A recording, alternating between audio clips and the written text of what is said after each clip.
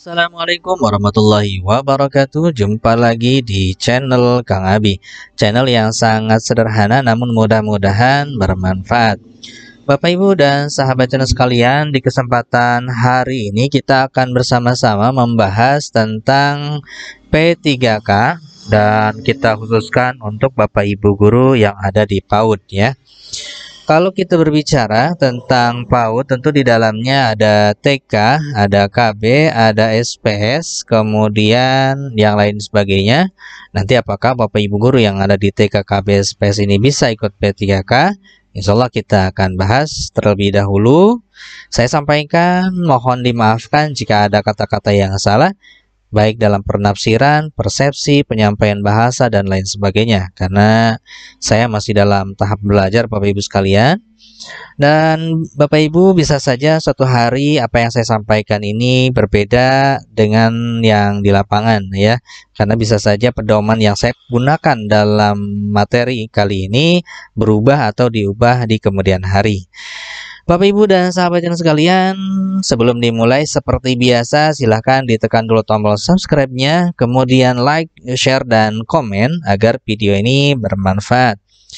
Bapak Ibu dan sahabat channel sekalian, terlebih dahulu saya sampaikan pedoman yang saya gunakan untuk memberikan informasi ini ataupun menyampaikan materi ini adalah dari Kementerian Pendidikan dan Kebudayaan. Diskusi dengan pemerintah daerah mengenai seleksi guru P3K tahun 2021 di Jakarta tanggal 30 November ya 2020. Jadi pedomannya dari sini. Nah, dari sinilah Bapak Ibu sumber informasi presentasi ataupun materi yang saya sampaikan ini. Nah, selanjutnya Bapak Ibu perlu diketahui program P3K ini ditujukan untuk memenuhi kebutuhan formasi guru di sekolah negeri. Maka oleh karenanya jenjang PAUD yang akan dibuka adalah untuk TK negeri ya. Sekali lagi, untuk jenjang PAUD yang akan dibuka adalah untuk TK negeri ya.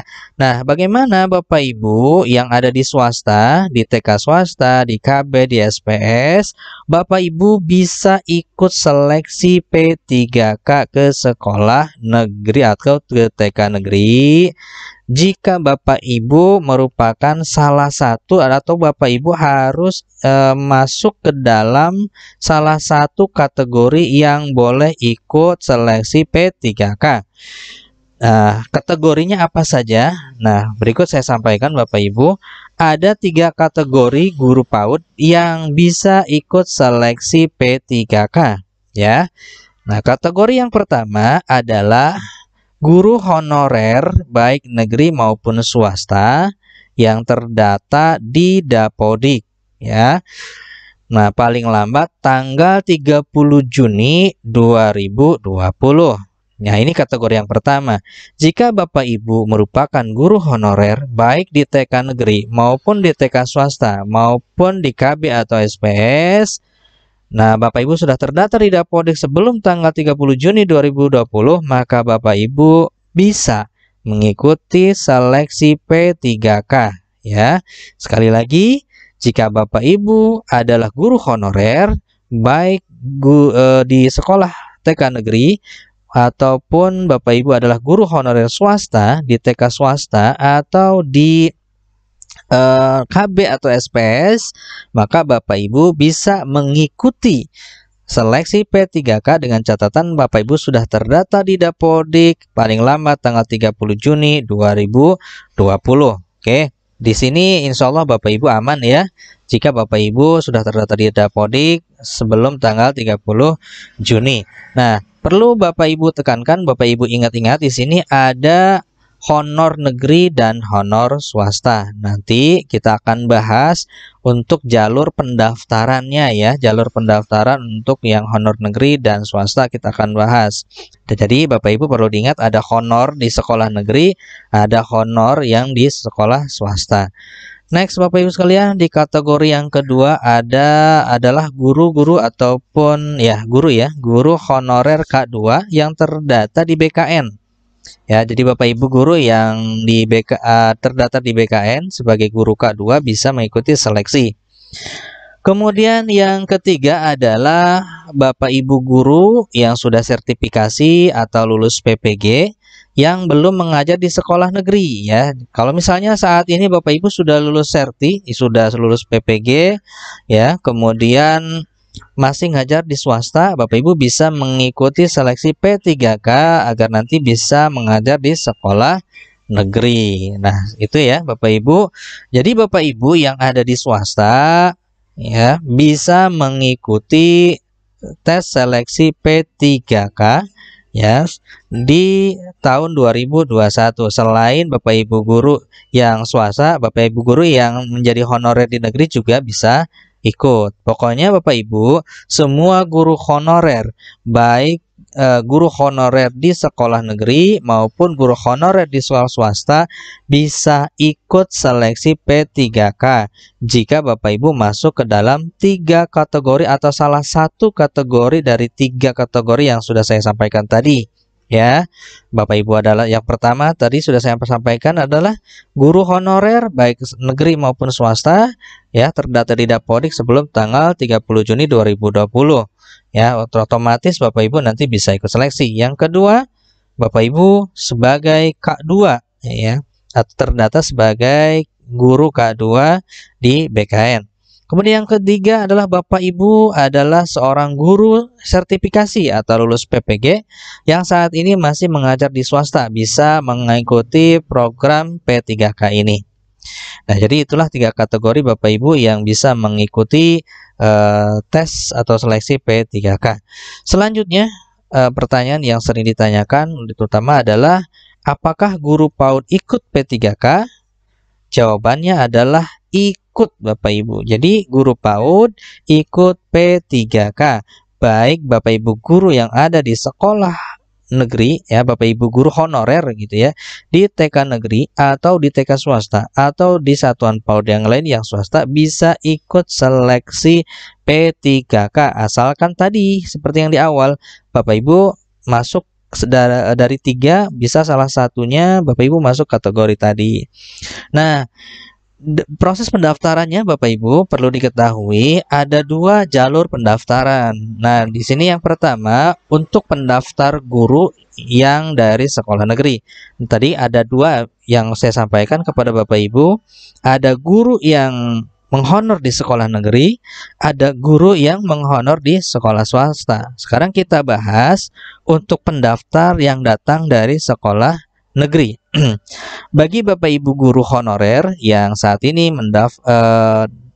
mengajar ya, bukan mendaftar, mengajar di sekolah negeri yang menghonor di sekolah negeri, maka nih Bapak Ibu, jika ya Bapak Ibu, jika di tempat Bapak Ibu mengajar di sekolah negeri Bapak Ibu mengajar ada formasi, maka secara otomatis nanti Bapak Ibu terdaftar di sekolah tersebut, di sekolah Bapak Ibu. Kalau di sekolah Bapak Ibu ada formasi, misal ada formasi untuk guru kelas, misalkan Bapak Ibu 1 orang. Nah, kebetulan di sekolah Bapak Ibu hanya Bapak Ibu saja yang honorer, maka otomatis Bapak Ibu nanti langsung daftarkan di sekolah tersebut. Kalau misalnya ada lebih dari 2 juga nanti tetap akan otomatis terdaftarkan di sekolah Bapak Ibu ya, diutamakan.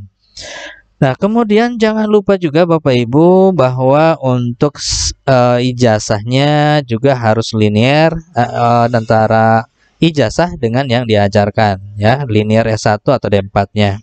Nah, bagaimana kalau seandainya ternyata di TK negeri Bapak Ibu mengajar itu tidak ada lowongan atau tidak ada formasi? Maka Bapak Ibu silahkan mendaftar di TK lain ya yang ada formasinya ya, mendaftar di sekolah lain atau TK lain yang ada formasinya.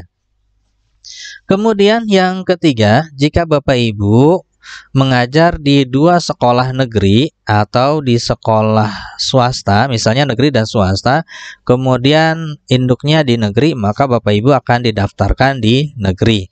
Seperti itu Bapak Ibu sekalian. Nah, ini jalur untuk yang datang dari Bapak Ibu guru dari TK negeri, guru Bapak Ibu guru honorer di TK negeri. Jadi perbedaannya ya kalau misalnya Bapak Ibu adalah guru honorer di sekolah negeri, jika ada lowongan maka Bapak Ibu otomatis Bapak Ibu akan terdaftar dan akan diutamakan gitu ya. Nah, kemudian next Bapak Ibu sekalian, sekarang kita bahas pendaftar dari jalur guru PAUD yang swasta. Bapak Ibu guru yang ada di TK swasta, kemudian di KB, di SPS, dan PPG, Bapak Ibu bisa mengikuti seleksi P3K dengan mendaftar di TK negeri yang ada formasinya. Misal di wilayah atau kecamatan Bapak Ibu ada TK negeri namanya TK Negeri Durian. Nah, Bapak Ibu bisa mendaftarnya ke sana ya. Jadi sekali lagi untuk guru PAUD yang swasta, yaitu di TK swasta, misalnya KB swasta, SPS dan lain sebagainya, bisa ikut tes seleksi P3K nanti ya. Mendaftarnya di mana? Mendaftar di TK negeri yang ada formasinya. Nah, kalau misalnya formasinya cuma satu, yang daftar 100, tidak ada masalah Bapak Ibu. Nanti akan ada passing grade ya, akan ada passing grade. Nanti yang lulus misalnya berapa, kemudian di passing grade-kannya. Bagi yang nilainya besar, nanti dia yang akan ditempatkan di sana. Jadi seperti itu Bapak Ibu. Jadi sekali lagi, bagi Bapak Ibu guru yang honorer bisa mengikuti seleksi P3K ya, dengan cara Bapak Ibu mendaftar untuk mendapatkan formasi di TK negeri. Ya, seperti itu Bapak Ibu sekalian. Pokoknya Bapak Ibu yang swasta bisa mendaftar di sekolah negeri yang ada formasinya. Nah, baik Bapak Ibu sekalian, untuk guru honorer yang ada di sekolah negeri maupun guru honorer yang ada di sekolah swasta, pendaftarannya satu pintu dan satu alamat ya, yaitu di sscasnbkn.go.id. Di alamat inilah nanti Bapak Ibu melakukan pendaftaran.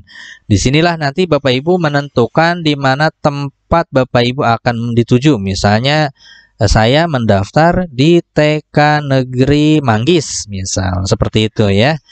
Pilihannya nanti Bapak Ibu ada di sini, silahkan. Jadi sekali lagi Bapak Ibu, untuk pendaftaran semuanya baik di TK ya honorer dari TK negeri ataupun dari swasta, tetap ya untuk pendaftaran satu pintu di alamat websitenya, yaitu di sscasn.bkn.go.id ya. Disinilah nanti Bapak Ibu semuanya daftar. Cuman perbedaannya nanti untuk yang negeri seperti yang tadi saya sampaikan, yang negeri jika di tempatnya ia mengajar ada lowongan maka ia langsung didaftarkan otomatis di sekolahnya ya pada saat pendaftaran di sini. Tapi jika misalnya Bapak Ibu tidak ada lowongan di sekolahnya, maka Bapak Ibu harus mencari sekolah lain gitu ya, bagi yang honorer dari sekolah negeri. Kemudian juga kalau misalnya Bapak Ibu ngajarnya lebih dari satu sekolah, maka akan didaftarkan di sekolah induk. Itu bagi yang Bapak Ibu dari sekolah negeri. Bagi Bapak Ibu guru yang dari sekolah swasta, langsung saja cari TK negeri yang ada formasinya, daftar di sana. Nah, bagaimana kalau ternyata yang daftarnya banyak? Tidak apa-apa ya Bapak Ibu, namanya juga kita mencari rezeki. Oke Bapak Ibu. Nah, selanjutnya akan saya sampaikan ada 8 pertanyaan yang sering ditanyakan, dan itu akan saya bahas. Mudah-mudahan ini bisa mewakili pertanyaan-pertanyaan yang mungkin Bapak Ibu miliki ya. Tanya jawab seputar pendaftaran P3K yang PAUD ya, saya bahas yang PAUD nanti. Yang pertama Bapak Ibu, ini sering dikeluhkan nih. Pak, misalnya di wilayah saya hanya ada satu TK negeri, apa tetap daftar di TK tersebut? Nah, tergantung kepada Bapak Ibu. Bapak Ibu boleh mendaftar di TK tersebut ya, atau boleh juga di TK lain yang ada formasinya yang masih dalam satu wilayah kabupaten atau kota. Nah, kalau seandainya Pak ternyata di TK yang dekat saya yang dibutuhkan cuma satu. Nah, apakah nanti saya daftar? Bisa Bapak Ibu ya. Nanti formasinya misalnya dibutuhkan satu, yang daftar 10 orang. Nanti kan seleksi tuh. Nah, setelah seleksi nanti yang lulus berapa? Misalnya yang lulus 5. Formasinya 1, yang lulus 5, maka nanti yang 5 ini akan di passing grade. Nanti ya nilai yang paling besar, maka dia akan ditempatkan di TK tersebut. Bagi yang tidak dapat 4 orang ini, 4 kandidat yang tersenggol, maka ya nanti akan di ranking ya, akan di ranking. Setelah di ranking oleh Kemendikbud akan ditentukan tempat di mana ia mengajar gitu ya, jika ia lolos menjadi ranking yang tertinggi. Nah, sekali lagi Bapak Ibu bisa mendaftarnya ya di tempat Bapak Ibu meskipun hanya satu TK-nya, atau Bapak Ibu bisa di TK lain yang masih dalam satu kabupaten atau kota. Next, pertanyaan yang kedua, yang daftar di TK negeri di wilayah saya lebih dari 1 orang. Bagaimana? Apa saya tetap mendaftar? Silahkan Bapak Ibu. Kalau seandainya Bapak Ibu lebih suka ataupun lebih semangat mendaftar di satu TK negeri di dekat tempat tinggal Bapak Ibu, kemudian ternyata di sana ada 5 yang daftar, maka silahkan untuk berkompetisi ya.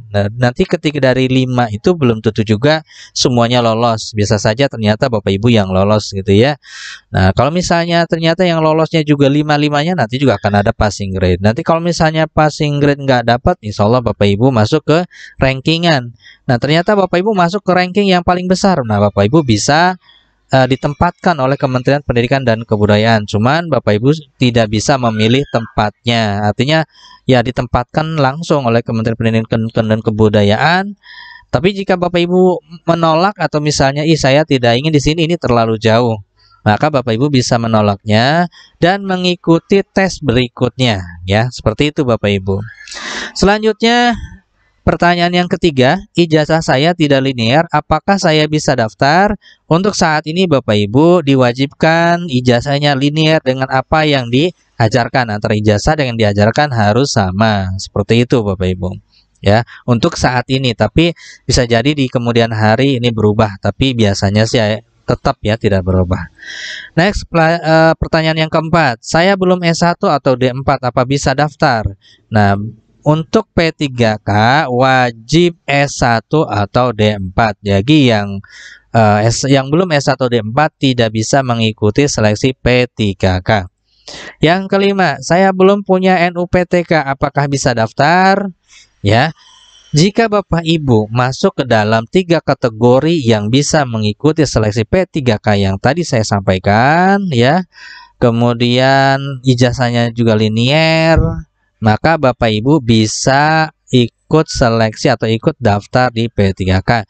Karena NUPTK tidak ada kewajiban untuk memenuhinya. Jadi tidak ada syarat wajib memiliki NUPTK. Nah, yang keenam Bapak Ibu, saya terdaftar di Dapodik setelah 30 Juni 2020, apa bisa daftar? Untuk saat ini penarikan data itu dari sampai dengan tanggal 30 Juni 2020. Jadi Bapak Ibu bagi yang telat bisa saja nanti tidak bisa ikut P3K karena data yang ditarik adalah per 30 Juni 2020. Next, yang ketujuh, saya lulus passing grade, tidak dapat tempat, bagaimana? Nah, ternyata misalnya di satu TK negeri, misal TK negerinya Manggis ya.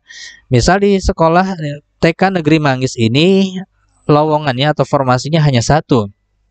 Yang daftar 5. Ketika seleksi ternyata yang lulus ada 3. Termasuk Bapak Ibu misalnya. Ternyata setelah di passing grade Bapak Ibu tidak lolos ya. Tentu 2 diantaranya.